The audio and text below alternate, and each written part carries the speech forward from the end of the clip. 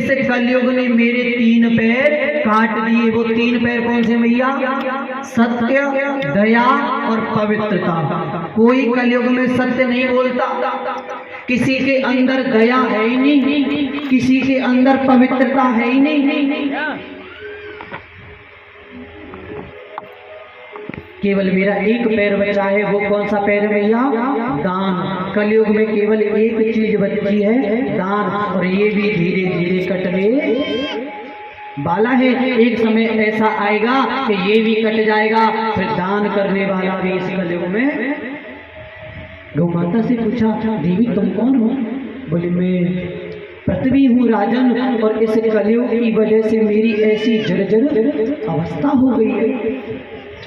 भगवान ने राजा परीक्षित को बड़ा क्रोध आया। राजा परीक्षित ने कहा, कलयुग अभी यहाँ से निकल जा, नहीं तो मैं तुझे अभी ठिकाने से लगाता हूँ, अभी तेरी मृत्यु कर दूं। कलयुग बोला कि राजन मैं कहाँ जाऊं, तुम्हारा हर जगह वास है, क्योंकि तुम राजा हो। मैं जाऊं तो जाऊं कहाँ? मुझे रहने के लिए कोई स्थान तो दे दो। जब इतनी बात कही, कलयुग बोला कि मैं चला तो जाऊंगा, परंतु मुझ में एक खूबी है जो मेरे सबसे बड़े भाई में भी नहीं है। वो खूबी मुझ में है। त्रेता युग में संत मुनि भजन करते करते उनकी सारी उम्र बीत जाती, वो प्रभु की प्राप्ति नहीं कर पाते। और कलयुग में क्या है कि कल युग केवल नाम आधारा, कलयुग केवल नाम आधारा, कलयुग केवल नाम आधारा, कलयुग केवल नाम आधारा। तुम्हारे तुम्हारे नर उतर ही पारा, मेरे तुम्हारे नर उतरे पारा, तुम्हारे तुम्हारे नर उतर ही पारा, तुम्हारे नर उतरे पारा।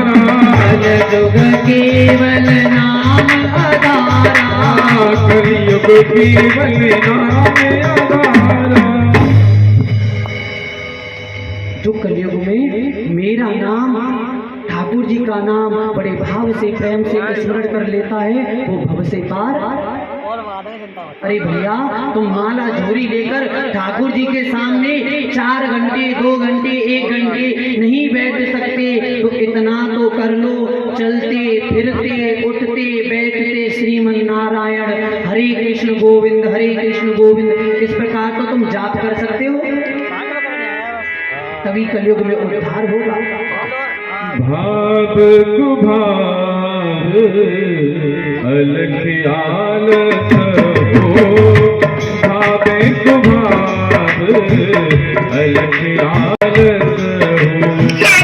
भाव को भाव अलख आलस हो, भावे को भाव अलख आलस हो। नाम जपते मंगल दिवस हो, नाम जपते मंगल दिवस हो, कलयुग केवल राम हमारा, सुमिरे सुमिरे नर उतरे पारा। श्री राम जय राम जय राम। कलयुग में भगवान का नाम बड़े भाव से बड़े प्रेम से स्मरण कर लेगा, वो भव से पार हो जाएगा। आज क्योंकि कलयुग में हो क्या रहा है, गौ माता की कोई कदर है क्या कलयुग में? नहीं है ना। आज किसी के द्वार पर आ गई, किसी ने डंडा मार के भगा दिया, बेचारी दूसरे के द्वार पर खड़ी हो गई, उसने भी भगा दिया डंडा पर। शाम को दूध निकालने के समय तो पकड़ ली, दूध निकाला फिर तो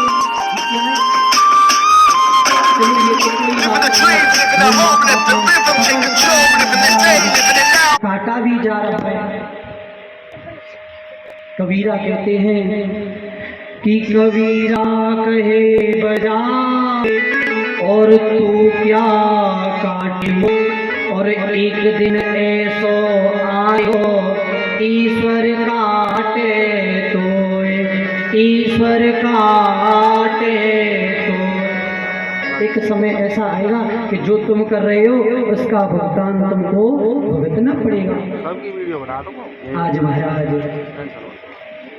राजा परीक्षित ने जब कहा कि मेरे अंदर ये खूबी है, तो महाराज उसको 4 स्थान दिए भैया, कलियुग को 4 स्थान दिए कि धूतम पानम स्त्रिय, कि जहां पर जुआ खेला जाएगा वहां पर किसका वास होगा भैया? जुआ खेला जाएगा वहां पर। तुमने देखा होगा जुआ खेलने वाले खेलते खेलते लड़ाई होने लग जाती है, और लड़ाई होते होते ऐसी लड़ाई बढ़ जाती है कि उसने ईंट से उसका सिर फोड़ दिया और उसने उसका फोड़ दिया।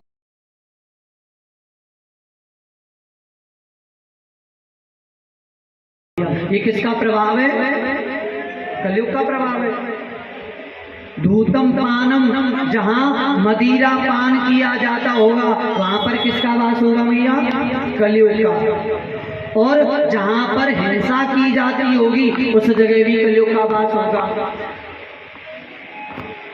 और महाराज जिस स्थान पर पराई स्त्री के साथ गमन किया जाता होगा, दुष्कर्म किया जाता होगा, उस जगह भी कलयुग का। कलयुग बोला कि राजनीतिक बात कहूं, तुमने तो जैसा यात्री और वैसा ही रूम दे दिया, ना तो इसमें पंखा है और ना ही एसी है। एक कोई अच्छा तो दे दो स्थान। राजा परीक्षित बोले कि जा तेरा सोने में भी वास हो। कलयुग से कहा, क्या कहा कि 5वां स्थान है कि तेरा सोने में वास हो, परंतु ऐसे सोने में वास हो जो महाराज छीना झपटी से चोरी करके लाया गया हो, जो मेहनत से सोना कमाया गया होगा, उसमें कलयुग का वास। इतनी बात कही और तुरंत वह कलयुग राजा के मुकुट में आकर सच बैठ गया। अच्छा एक बात बताओ भैया कि सोने का रथ भी था, सोने की तलवार भी थी, परंतु वो सोने के मुकुट में ही क्यों बैठा? वहां पर भी तो बैठ सकता था। ध्यान रखना इस चीज को कि कलयुग इस मुकुट में इसलिए बैठा था कि जो ये मुकुट है ना, ये राजा परीक्षित के पूर्वज जरासंध से युद्ध में छीना झपटी से लेकर आए थे, और जो ये रथ और तलवार थी ना, ये मेहनत के थे, इसलिए उसका अधिकार इसमें बैठने का नहीं हुआ। इतनी बात कही तो महाराज तुरंत वो सिर पे आके बैठ गए। अब तो उस परीक्षित के सिर पर कलयुग बैठ गया। कलयुग बैठा। अब जैसे ही महाराज राजा परीक्षित शिकार खेलने के लिए बढ़े, तो उनको शिकार खेलते खेलते प्यास लगी। क्या लगी भैया? प्यास। और प्यास लगी तो उसी जंगल में एक ऋषि हैं जिनका नाम है समिक ऋषि। समिक ऋषि अपनी कुटिया में भजन कर रहे थे। राजा परीक्षित पहुंचे। राजा परीक्षित पहुंचे और पुकारने लगे कि मुझे पानी पिलाओ, मुझे पानी पिलाओ। समिक ऋषि अपनी तपस्या में लीन थे। राजा परीक्षित ने देखा कि ये मुझे पानी नहीं पिला रहे। वहां पर क्या देखा? एक तक्षक सर्प पड़ा था भैया। तक्षक यानी कि मरा हुआ सर्प। राजा परीक्षित ने अपने बाण की नोक से उस सर्प को उठाया और उस समिक ऋषि के गले में। राजा परीक्षित वहां से चले गए। जैसे ही गए तो महाराज जो समिक ऋषि थे ना, उनका एक पुत्र था जिसका नाम था भैया श्रृंगी। क्या था?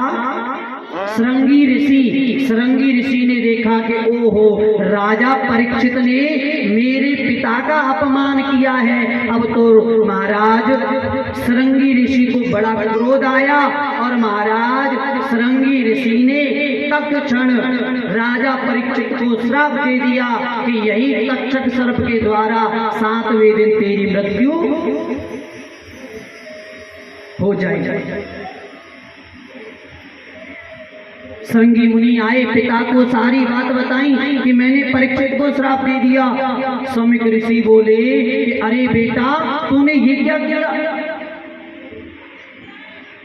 तूने तो अनर्थ कर दिया। उन्होंने छोटी सी गलती क्या कर दी कि तूने इतना बड़ा श्राप दे दिया। तूने ये नहीं देखा कि वो रात्रि में हमारी कुटिया में आकर हमारे लिए जल की व्यवस्था करते, हमारी कुटिया में झाड़ू लगाते राजा परीक्षित, और आज उन्होंने छोटी सी गलती कर दी। तूने इतना बड़ा श्राप दे दिया, ये तो गलत किया। शमीक ऋषि का एक शिष्य था जिसका नाम था गौरकमुख। क्या था भैया? गौरकमुख। अब गौरकमुख को भेजा राजा परीक्षित के पास कि जाओ, ये जो श्राप दे दिया है ये सारी वार्तालाप परीक्षित को बताओ। राजा परीक्षित महल में पहुंचे, जैसे ही मुकुट उतारा तो कलयुग उतर गया, और जैसे ही कलयुग उतरा तो अब राजा परीक्षित बोले कि ओहो, ये मैंने क्या कर दिया? कहाँ मैं संतों की इतनी सेवा करता और आज मैंने एक संत का इतना अपमान कर दिया। ये तो मैंने गलत कर दिया, अनर्थ कर दिया, क्योंकि संतों का अपमान नहीं करना चाहिए। कहते ना कि संतन के संग लाग रे तेरी अच्छी बनेगी। अगर तुम्हें संतों की संगति करनी है ना, तो संतों की संगति करो, तभी तुम्हारे जीवन का उद्धार। संतन के संग लाग रे तेरी अच्छी बनेगी। संतन के संग लाग रे तेरी अच्छी बनेगी। संतन के संग लाग रे तेरी अच्छी बनेगी। संतन के संग लाग रे तेरी अच्छी बनेगी। अच्छी बनेगी तेरी बिगड़ी बनेगी। अच्छी बनेगी तेरी बिगड़ी बनेगी। अच्छी बनेगी तेरी बिगड़ी बनेगी। अच्छी बनेगी तेरी बिगड़ी बनेगी। संतन के सब लाग रे तेरी अच्छी बनेगी। संतन के संग लाग रे तेरी अच्छी बनेगी। संत भगवान की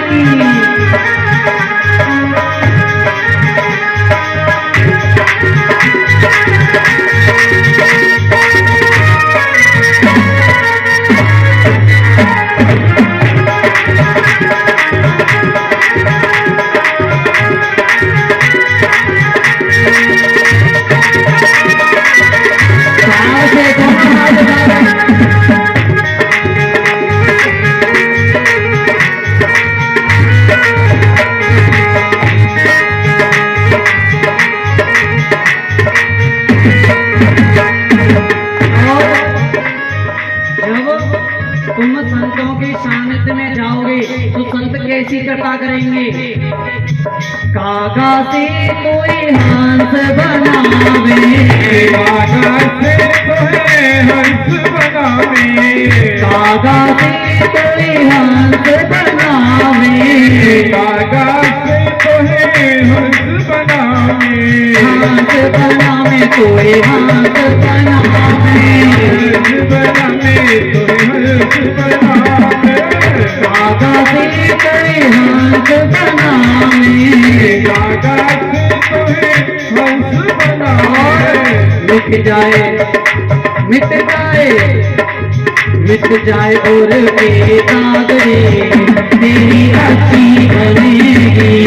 संतन के संग लाग रे तेरी अच्छी बनेगी। अच्छी बनेगी तेरी बिगड़ी बनेगी। अच्छी बनेगी तेरी बिगड़ी बनेगी। बिगड़ी बनेगी तेरी अच्छी बनेगी, बिगड़ी बनेगी तेरी अच्छी बनेगी।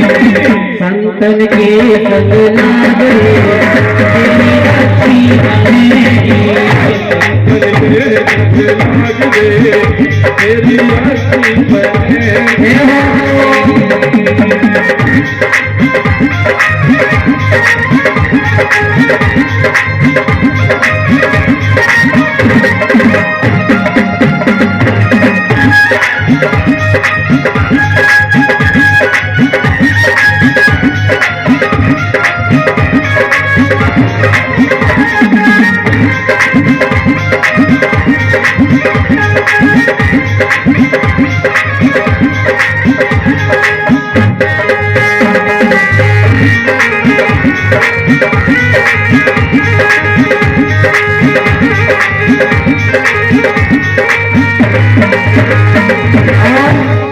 भक्त क्या भाव देता है, मोहनिसा में बहुत दिन सोया, मोहनिसा में बहुत दिन सोया, मोहनिसा में बहुत दिन सोया, मोहनिसा में बहुत दिन सोया, बहुत दिन सोया, बहुत दिन सोया, बहुत दिन सोया, बहुत दिन सोया। मोहनिसा में बहुत दिन सोया, मोहनिसा में बहुत दिन सोया। इस वो माया की नींद में तुम बहुत सो लिए, अब इससे जागो। क्या कहती है, जाग सके तो अब जाग रे तेरी अच्छी बनेगी, जाग सके तो जाग रे तेरी अच्छी बनेगी, अच्छी बनेगी बिगड़ी बनेगी, अच्छी बनेगी तेरी बिगड़ी बनेगी, बिगड़ी बनेगी तेरी अच्छी बनेगी, बिगड़ी बनेगी तेरी अच्छी बनेगी।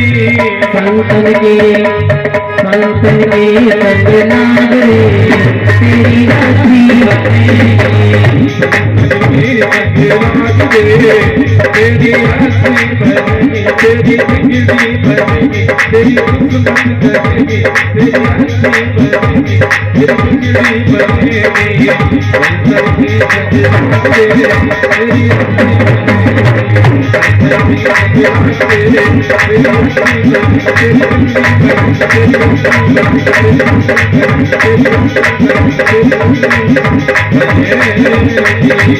बनेगी। बोलो संत भगवान की।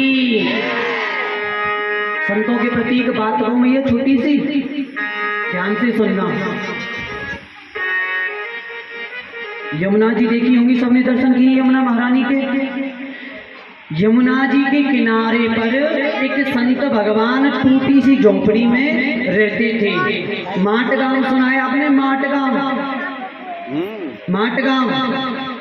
उस माटगांव में वह संत एक मैया के घर प्रतिदिन भिक्षा लेने जाते थे। मैया प्रतिदिन भिक्षा देती थी। एक दिन क्या हुआ, देखो कहते हैं ना घर में 4 बासन होते, वो तो कारणवशी मैया की अपने पुत्रों से लड़ाई। मैया क्रोध में थी और मैया ने गाय का गोबर लिया एक गंदे कपड़े से और क्रोध में थी और अपने आंगन को लीप रही थी। पहले लीपती थी, अब तो देखो क्या टहल और कैसी कैसी सुविधा हो गई है। पहले तो गोबर से, शुद्ध देसी गौ माता होती, उसके गोबर से बढ़िया आंगन को लीपती थी, बड़ा सुंदर लगता था। पर अब ऐसी व्यवस्था हो गई कि महंगा का महंगा और ना जाने हमारा शरीर भी टूट सकता है, उससे पैर फिसला और ना जाने कहाँ से टूट गए। और वहाँ पे तो देखो ना तो ज्यादा खर्चा और ना कोई ऐसा डर कि शरीर कहीं से हमारा टूट सकता है। चौका लगा रही थी क्रोध में, तभी वही संत भिक्षा लेने के लिए पहुंच गए। भिक्षाम देहि, मैया ने अनसुना कर दिया क्योंकि क्रोध में थी। दोबारा कहा कि मैया भिक्षाम देही, मैया ने अनसुना कर दिया। और जैसे तीसरी बार कहा कि मैया भिक्षाम देही, जिस गंदे कपड़े से आंगन को लीप रही थी वही कपड़ा उठाया संत की झोली में, जा यही तेरी आज भिक्षा है। संत को क्रोध, संत लेकर चले गए। यमुना जी में पहले तो कपड़े को अच्छे तरीके से धोया और धोकर धूप में सुखा दिया और अपने भवन में बैठ गए। जब बैठ गए तो उन संत का एक शिष्य गौ माता का एक डिब्बा घी लेकर आया कि गुरुदेव आपके लिए लाया हूँ। संत ने क्या किया, वह घी लिया और घी लेकर सबसे पहले तो हलवा बनाया, ठाकुर जी का भोग लगाया। और जब भोग लग गया और जैसे ही शाम का समय हुआ तो मन में विचार आया कि घी भी है और दीपक भी है, परंतु जलाने के लिए बाती नहीं। संत का दिमाग गया वहां, जो कपड़ा मैया ने दिया था कि वो सूख गया होगा, क्यों ना उसकी बत्ती बना ली जाए। दौड़े दौड़े गए, कपड़े को लाए, उस कपड़े में से 108 बत्ती बनाई। और जैसे 108 बत्ती बनाई, एक बत्ती ली घी में डुबोकर और ठाकुर जी के चरणों में दीपक जला दिया। और जैसे ही दीपक जलाया तो आज उस दीपक में से आवाज निकलने लगी कि धन्य है सत्पुरुषों का संग, जो बदल देता है जीवन का ढंग। कि कहाँ वो कपड़ा कह रहा है जो बत्ती, कि कहाँ मैं एक गृहस्थ के घर में था तो मैं एक गोबर से सना हुआ गंदा कपड़ा था, मेरी कोई कदर नहीं थी, मन चाहे मुझे कोने में पटक देते थे। आज जब मैं संतों के सानिध्य में आ गया तो ठाकुर जी के चरणों में दीपक बनकर जल रहा हूँ, स्वयं भी प्रकाशवान हो रहा हूँ और इस संसार को भी प्रकाशवान कर रहा हूँ। तो जब हम संतों के सानिध्य में जाते हैं ना तो संत हमें कहीं से कहीं पहुंचा देते हैं। राजा परीक्षित ने देखा, कहाँ पे कथा छोड़ी मैया हमने,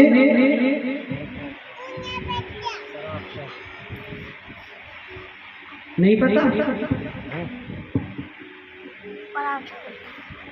हाँ। राजा परीक्षित ने देखा ये तो मैंने एक ऋषि का अपमान करके अब बहुत गलत कर दिया। तभी वह शिष्य आया, उसने सारी वार्तालाप बताई कि तुम्हारी 7 दिन में सर्प के डसने से मृत्यु हो जाएगी। राजा परीक्षित बोले कि अरे भैया तू कैसी बात कर रहा है, 7 दिन की तो बात बहुत दूर है, मुझको तो 1 दिन भी जीने का कोई अधिकार नहीं है, क्योंकि मैंने एक संत का अपमान किया है। राजा परीक्षित घर बार को, महल को, बच्चों को, पत्नी को छोड़कर परिधि जंगल में जाकर यमुना गंगा के तट पर जाकर और बैठ गए। जब बैठे तो सभी संतों को, बड़े बड़े ऋषियों को पता चला कि राजा परीक्षित को श्राप लगा है, उसकी 7 दिन में मृत्यु हो जाएगी। तो सभी संत राजा परीक्षित की ओर खिंचे चले आए। राजा परीक्षित ने प्रणाम किया, संतों से प्रश्न किया कि कोई ऐसा उपाय बताओ कि जो व्यक्ति 7 दिन में मर रहा हो तो उसका उद्धार कैसे है, उसको क्या करना चाहिए। अच्छा भैया एक बात बताओ, भैया प्रेम से बोलो, भाव से, दोनों हाथ उठा के बोलो गौ माता की। देखो कैसी ठाकुर जी की कृपा है। आज कथा का 3रा दिन है ना, पहले दिन भी गौ माता आई दर्शन देने के लिए, दूसरे दिन भी आई और देखो आज तीसरे दिन भी दर्शन देकर। ये होती है ठाकुर जी की कृपा, सब कृपा है गोविंद की। अब संतों से प्रश्न किया, अच्छा मैं एक बात बताऊं, मैं कुछ पूछ रहा था, भजन कब करना चाहिए, बुढ़ापे में? द्रौपदी महाराज तो 5 वर्ष के, वो भी बूढ़े थे क्या? जवानी में करो भजन। देखो कहते हैं ना कि एक व्यक्ति साधारण संत जी के पास पहुंचा कि मुझे न्यों बताओ कि मैं भजन कब से प्रारंभ करूं। संत ने कहा कि भजन 1 दिन मरने से पहले करना चाहिए। क्या कहा? एक दिन मरने से पहले। बोला ये तो बहुत अच्छी बात है, लोग कहते हैं कि भजन करो भजन करो, मैं तो मरने से एक दिन पहले कर लूंगा जिससे मेरा उद्धार हो जाएगा, अब क्यों करूं मैं भजन। चला गया। अब रास्ते में जा रहा था तो मन में विचार आया कि मुझे ये तो पता नहीं कि मेरी मृत्यु होगी कब, मेरी मृत्यु होगी कब। संत जी के पास फिर दोबारा लौटा गया, दौड़ा संत जी से बोला मुझे ये तो बता दो कि मेरी मृत्यु होगी कब। संत जी ने कहा कि अरे मूर्ख, जब तुझे यही नहीं पता कि तेरी मृत्यु होगी कब, तो हर क्षण हर पल गोविंद के नाम का स्मरण करना चाहिए, भजन करना चाहिए। कोई जवाब नहीं दे सका राजा परीक्षित के। तब क्या देखा कि महाराज लंगोटी बांधे हुए, चरणों में खड़ामू पहने हुए, हाथ में कमंडल है, छाता लगा हुआ है, और हमारे बड़े छोटे से सुखदेव भगवान चले आ रहे हैं। बोलो सुखदेव भगवान की। आज पूज्य सुखदेव जब आए तो राजा परीक्षित ने एक श्लोक में बड़ी सुंदर स्तुति की। क्या? यम प्रव्रजन्तमनुपेत